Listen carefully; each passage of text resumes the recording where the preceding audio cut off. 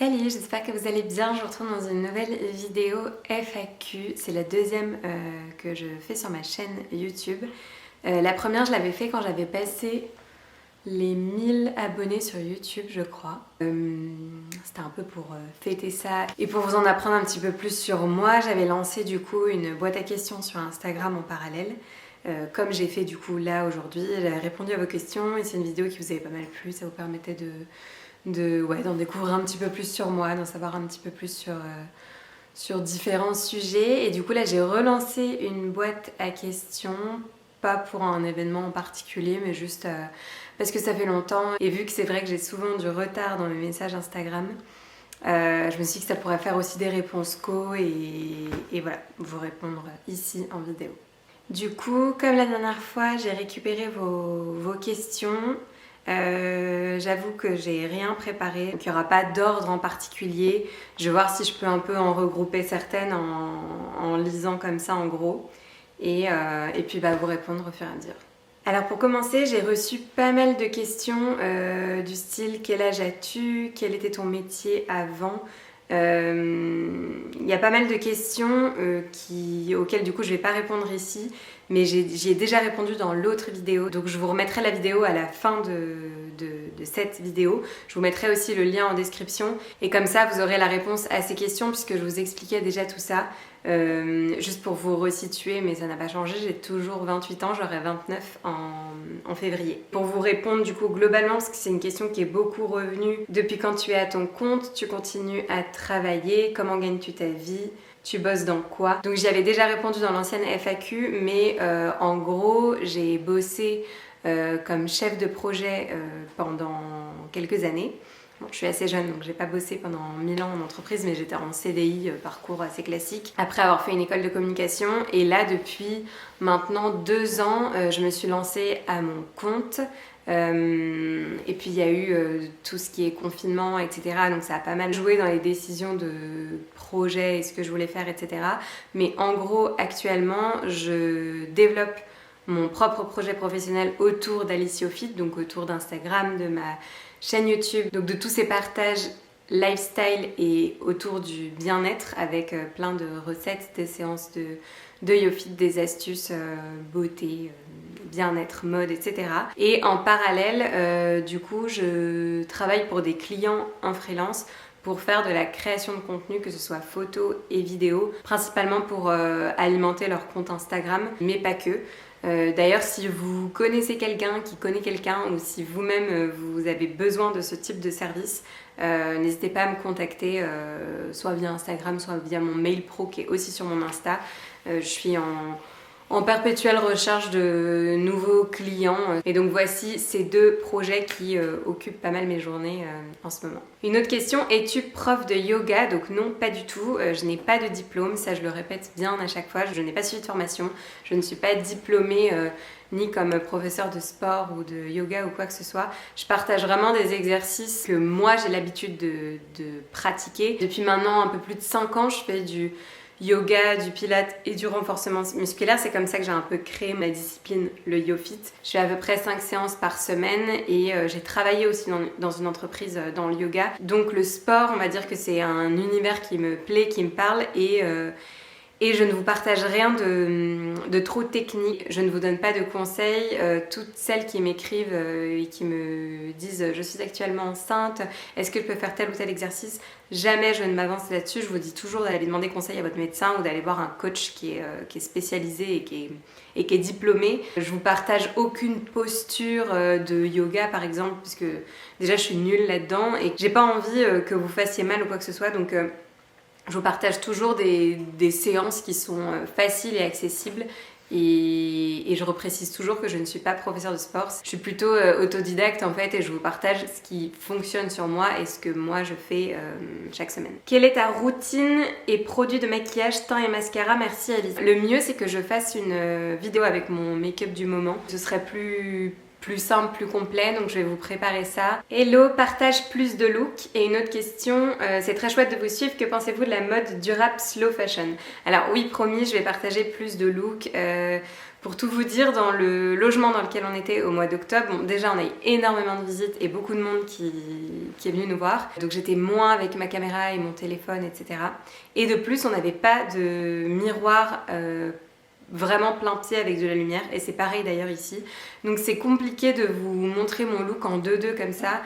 Faut que je le pose, que je me filme, que du coup je coupe, je monte. C'est rien de fou, mais faut que je pense à le faire et que je le fasse. Vu que c'est quelque chose qui revient souvent, je vais essayer de m'y tenir un peu tous les jours et de vous partager au maximum mes petits looks. Bon, il y a des jours où je ne m'habille pas hein, comme tout le monde, donc j'ai rien à vous partager de spécial, mais promis, je vais le faire.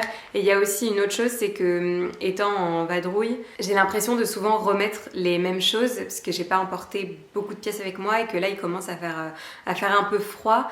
Donc pas mal de mes vêtements chauds sont chez nos parents à Paris. On va les récupérer là un peu avant Noël, mais en attendant j'ai commandé quelques nouvelles pièces, j'ai vendu des choses sur Vinted, mais j'ai l'impression d'un peu tourner avec les mêmes choses, et du coup il y a des jours où je me dis mais ça elles l'ont déjà vu il y a 3 jours, du coup elles vont se dire que je remets la même chemise, mais en fait c'est le cas. Alors j'essaye d'associer différemment, je sais que c'est ce qui vous plaît aussi, mais je vais essayer de le faire. Sans me dire que vous avez l'impression de voir les mêmes fringues. On est beaucoup aussi dans ce cas-là à avoir pas énormément de pièces et à juste les associer différemment. Et concernant la mode durable et la slow fashion, alors je sais que je ne suis pas du tout irréprochable à ce niveau-là. J'ai encore un long chemin devant moi pour m'améliorer et mieux faire. Je dirais que ça m'importe, mais je ne me passe pas encore complètement du fast fashion. Vous voyez, encore hier soir, je me suis commandé des chaussons. Parce que là, il fait vraiment, j'ai vraiment froid aux pieds. Je suis encore avec mes tongs Havaianas en guise de chaussons, donc je me les pèle. Du coup, j'ai commandé des chaussons et je les ai pris sur Oysho. Sur Oysho, je commande aussi pas mal mes tenues de sport. Alors oui, c'est pas made in France, mais voilà, pour certaines pièces comme ça, je commande encore sur ces sites-là parce que c'est moins cher, parce que ils sont forts quand même, c'est joli. Donc j'essaye de commander des basiques, c'est pareil sur Zara. Bon, il y a cette pépite que j'ai trouvée récemment. Je l'ai prise, mais c'est plus rare aujourd'hui que je prenne des pièces un peu originales. Sur Zara, je commande beaucoup, notamment leurs jeans, les t-shirts en coton basique, des pièces comme ça que je vais garder longtemps et qui sont pas très chères et qui, moi, me vont bien en termes de taille, etc. Mango aussi. En fait, il y a quelques sites comme ça sur lesquels je commande encore, mais beaucoup moins qu'à une époque. Je me souviens quand j'étais étudiante, je faisais des grosses commandes de Zara, je recevais plein de pièces pour un petit montant. Ça, je le fais plus du tout, ou du moins quand je commande beaucoup, c'est parce qu'il y a plein de tailles différentes et je sais que je vais en renvoyer les 3/4. Mais en gros, je commande plutôt des basiques ou des pièces coup de cœur sur ces sites-là. En revanche, toutes ces marques chinoises du type Shein ou Sheenside, j'ai jamais commandé dessus et j'y vais jamais et ça m'intéresse pas. Et voilà, déjà que je commande sur Zara, Mango, Oysho, j'essaye de m'en tenir à ça. Et en parallèle, oui, c'est important pour moi parce que je commande de plus en plus des belles pièces de petites et jeunes créatrices made in France. Je vous en parle souvent, mais comme Jeanne Mille, comme Sage, comme Balzac, enfin toutes ces marques qui sont canons, qui font de trop belles pièces, qui sont made in France et qui du coup ont une belle éthique. Après, c'est plus cher en fait, donc quand on se commande une blouse sur Jeanne Mille, en parallèle, je vais pouvoir me prendre 3 jeans sur Zara par exemple. Mais ça, on en a toute conscience, on le sait, c'est juste voir les choses différemment. Et c'est aussi pour ça que j'essaye de prendre des pièces qui vont aller avec beaucoup de choses. Encore une fois, par exemple, ma blouse Jeanne Mille blanche ou la robe noire Jeanne Mille que je vais bientôt récupérer à Paris d'ailleurs, que j'ai pas avec moi, mais ce sont des pièces qui vont avec tellement de choses qu'on peut les associer avec plein d'autres pièces pour les pimper un peu, et c'est aussi pour ça que vous me voyez beaucoup avec. Alors une question que je vais prendre avant les autres, comme ça va remettre un contexte. Vous étiez en vadrouille pour une raison particulière, je viens tout juste de découvrir votre compte, vous êtes ultra apaisante, c'est très agréable. Merci beaucoup, ça me fait trop plaisir ce genre de message. Alors du coup, oui, pour celles qui me suivent le savent, donc je vais un peu me répéter, mais pour les nouvelles, ça vous permet d'en savoir un peu plus. On est en vadrouille depuis fin août, enfin on est parti pour le mois de septembre, donc c'est assez récent. On a, suite aux différents confinements, décidé de quitter Paris et de vivre plus au vert, plus à la campagne, ou du moins en province tout court. On ne sait pas encore où exactement on va vivre. Et parce qu'on ne sait pas où on souhaite vivre et s'installer, on a décidé de faire 1 an de road trip, enfin un espèce de tour des régions de France qui nous intéressent et qui nous attirent, des coins qu'on connaît davantage en mode vacances. Et là, le but c'est de les découvrir un peu en mode hors saison, hors vacances, dans un rythme de boulot. On bosse tous les deux de chez nous et du coup c'est le projet de cette année. J'ai fait une vidéo complète où je vous explique tout le projet et pourquoi et comment on s'organise, etc. Il y a quelques mois du coup sur ma chaîne YouTube. Je vous la remets aussi en description si ça vous intéresse parce que je vous explique tout ça plus en détail. Quelle est ta prochaine destination ? Vous êtes où et quelles sont vos prochaines destinations? Alors là actuellement on est dans la Drôme provençale, on est à Nyons, donc on est un peu perdu au beau milieu des montagnes. C'est très très beau comme coin, c'est vrai que c'est assez isolé donc ça change des 2 destinations précédentes, mais c'est très cool, ça nous fait du bien d'être un peu plus au calme et encore plus au vert. Et surtout ça nous permet de découvrir les alentours, on n'est pas très loin d'Avignon, on n'est pas très loin d'Orange, on n'est pas très loin de Montélimar, enfin c'est des coins qu'on va pouvoir un petit peu découvrir. Et notre prochaine destination c'est Annecy, enfin juste à côté d'Annecy. On a un logement vraiment sur le lac. On a trop hâte aussi et on y sera pour tout le mois de décembre. Une des raisons pour lesquelles on va là-bas, c'est que ma famille est en région Rhône-Alpes, qu'on fête Noël dans ma famille cette année et que du coup c'était l'occasion de s'en rapprocher en passant le mois de décembre à Annecy. Ensuite en janvier normalement on sera à Lille, enfin normalement c'est sûr même, on est en train de trouver notre logement, on s'est un peu pris en retard cette fois-ci. Une ville qu'on connaît bien parce qu'on y a passé toutes nos études, tous les deux avec Romain on s'est connus là-bas. Et alors on sait pas si on retournera vivre à Lille, mais le fait est que c'est pas trop loin de Paris et qu'on a encore beaucoup de potes qui sont à Lille. On a aussi beaucoup d'amis qui sont à Paris, donc on s'est dit que le mois de janvier ce serait un peu plus amis, famille, qu'on pourrait un peu profiter de tout le monde. Donc ça va être un mois un peu plus amis et moins de découvertes puisqu'on connaît le coin, mais c'était l'idée aussi. Pour les prochaines destinations, février, normalement on retourne dans le sud, plus près de Aix-en-Provence, mais on n'a pas encore booké de logement. Alors j'ai reçu une question que je reçois souvent, enfin qui revient souvent en message privé. En général je réponds une à une, c'est vrai que je ferai pas Enfin, je pense pas faire un post dessus ou un focus dessus parce que c'est quand même très...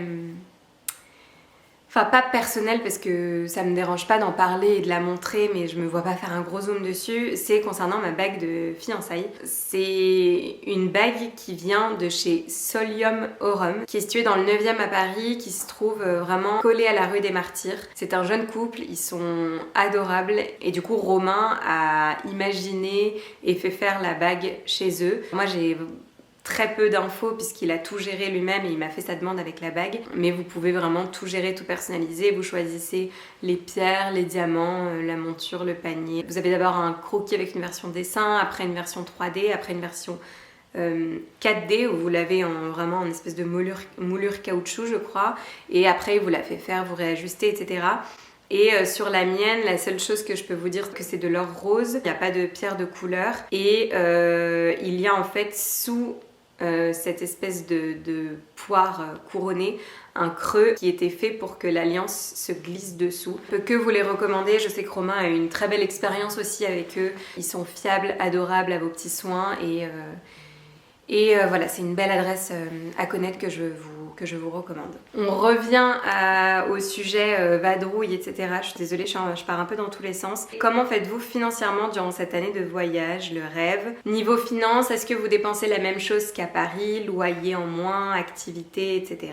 En gros, à ce sujet-là, pour vous expliquer un petit peu, on s'est dit justement avec Romain qu'on avait l'impression que c'était kiff-kiff avec notre vie d'avant. On n'a plus de logement à Paris, on a quitté notre logement, on a mis nos meubles en garde-meubles, donc il y a ce garde-meuble qu'on paye tous les mois, mais on n'a plus de loyer parisien, et d'ailleurs évidemment sinon ce projet aurait été impossible. Donc ensuite on s'est donné en termes de budget notre loyer parisien pour tous les mois dans les différentes villes. Il faut savoir aussi que parce qu'on paye au mois, c'est pas le prix de la nuit multiplié par 30 jours, sinon ce serait impossible. Ce qui se passe, c'est que quand vous faites votre recherche pour le logement, à partir d'un certain nombre de nuits, le propriétaire va vous faire un prix au mois. C'est plus intéressant pour lui que vous louiez le mois entier plutôt qu'il y ait les personnes, surtout en hors saison. Donc c'est un budget au mois et c'est pas le prix d'une nuit comme ce que vous pouvez payer en vacances et où ça vous revient très cher, ce serait inenvisageable.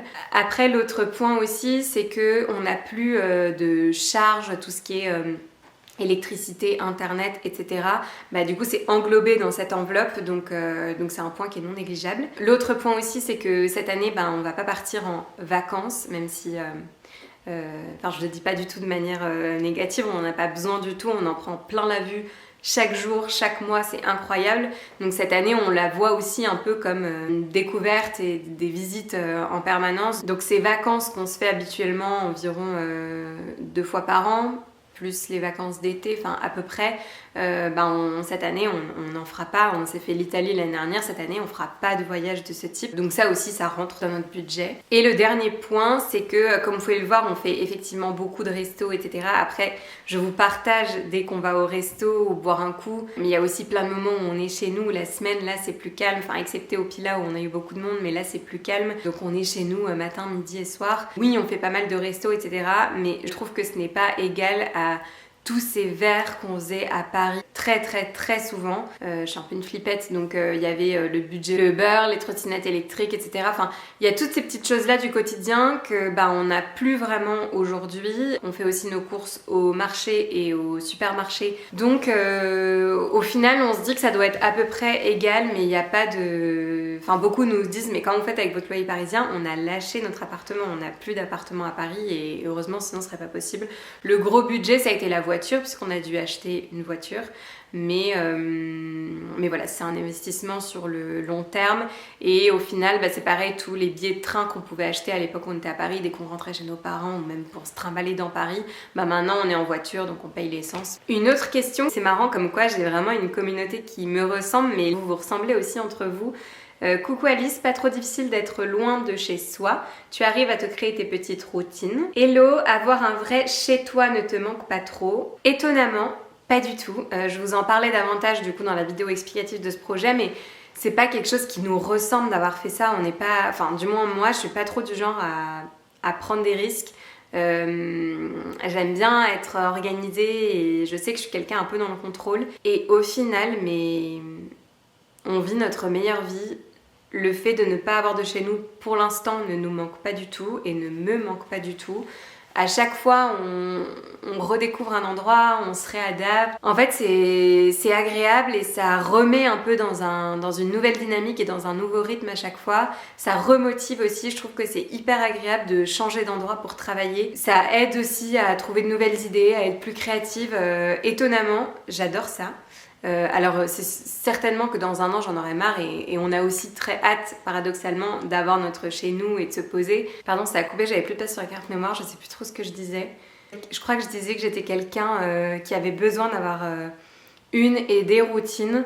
Et au final, j'appréciais me la recréer dans chacun de ces différents endroits. J'aime trop à chaque fois réinstaller nos petites affaires, me refaire mon petit coin dans la salle de bain, me refaire mon petit coin dans la cuisine. Avoir cette même routine en fait, enfin quasi cette même routine en changeant 2-3 petites choses, mais dans des endroits différents. J'essaye de souvent préparer mes affaires la veille, bon ça fait un peu psychorigide pour certains, mais moi c'est comme ça que je fonctionne, j'aime bien.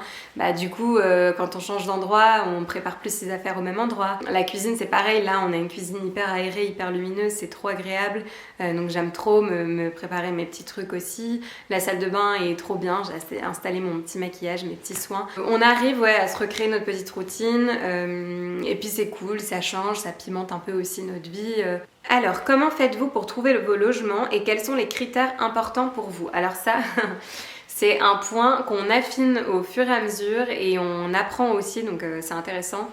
On va dire que pour le premier logement à Saint-Jean-de-Luz, ça a été un coup de bol total parce que il y avait la fibre, donc aucun souci de connexion, surtout pour moi qui charge des vidéos, qui ait besoin d'une connexion vraiment bonne et fluide. Voilà, j'ai eu aucun souci.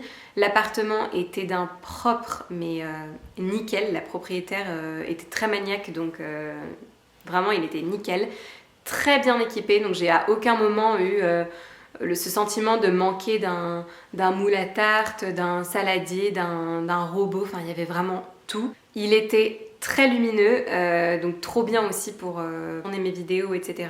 Donc bref, en gros, il cochait un peu toutes les cases. Le seul point négatif, c'est que c'était bruyant, mais ça, on a l'habitude avec Paris. Et puis, le deuxième logement, si vous avez suivi, on est arrivé donc au Cap Ferret, comme c'était prévu. Et alors là, c'était crade au possible. Literie de l'horreur, le truc où c'est ok pour une nuit de dépannage, mais ça donnait pas du tout envie de se coucher, ça faisait sale, le ménage n'avait pas été fait. Il y a eu une décision à prendre, on a décidé de partir.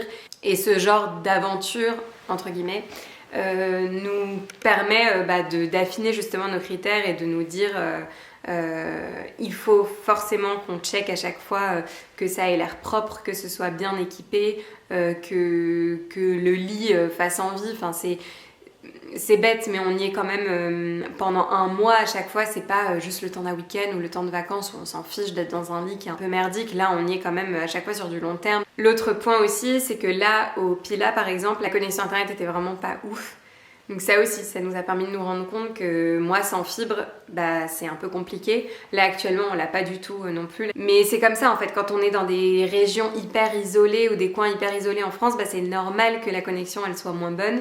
Du coup, bah c'est un critère auquel on fera plus attention la prochaine fois. Ce sont toutes ces petites choses qui font que nos critères de recherche d'appartement, enfin de logement, s'affinent au fil du temps. Et aussi dans nos critères, on essaye de faire en sorte que il y a soit un canapé convertible, soit là on a eu de la chance 2 fois de suite, on avait une chambre, on a une chambre supplémentaire, mais pour pouvoir recevoir quand on a des amis qui viennent. Le fait d'être en vadrouille là dans toute la France, on a des amis qui sont contents de venir nous voir, et puis vu que nous on est plus isolés aussi, on est content de recevoir du monde. À quelle fréquence t'achètes-tu des vêtements? Alors effectivement assez régulièrement, mais comme je vous disais tout à l'heure, j'essaye de faire des achats un peu plus intelligents, plus du made in France, donc du coup des produits un peu plus chers, ça fait aussi moins en quantité, donc parfois c'est un peu frustrant, surtout quand j'essaye de vous partager plus de looks. Je sais que vous me demandez plus de looks, mais comme je vous disais tout à l'heure, j'ai l'impression d'un peu partager toujours la même chose, donc ça me donne envie d'acheter des nouvelles pièces, mais je peux pas toujours.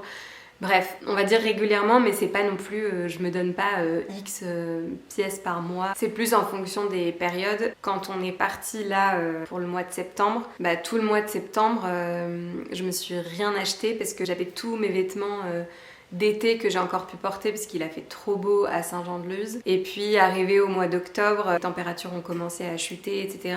Donc il y avait quelques pièces que j'avais prévues de côté que je me suis mise à porter. Il y a tout ce qui est shorts et robes légères que j'ai rangées. Là forcément j'ai envie de me racheter des choses un peu plus chaudes et plus automnales. Là récemment j'ai commandé quelques pièces par-ci par-là, vous avez vu, je vous montre au fur et à mesure. Mais ma technique c'est de vendre sur Vinted. Je vends beaucoup sur Vinted tout ce que je ne mets plus, tout ce dont je me suis lassée, toutes les pièces qui je trouve ne me vont pas super bien ou que je porte trop peu, je les vends sur Vinted. Je vous avais fait une IGTV au sujet de Vinted pour vous expliquer pourquoi je m'en servais autant. J'essaye un peu de vous convaincre d'utiliser Vinted aussi parce que c'est vraiment trop bien comme outil, et moi ça me permet vraiment de me faire une rentrée d'argent qui me permet de m'acheter des nouvelles fringues. Je vous remettrai la vidéo en barre d'infos si ça vous intéresse. Quel a été ton endroit préféré pour l'instant entre Saint-Jean-de-Luz, le Pilat et la Drôme? C'est le Pilat. Après la Drôme, là on y est depuis peu, ça fait même pas 2 semaines.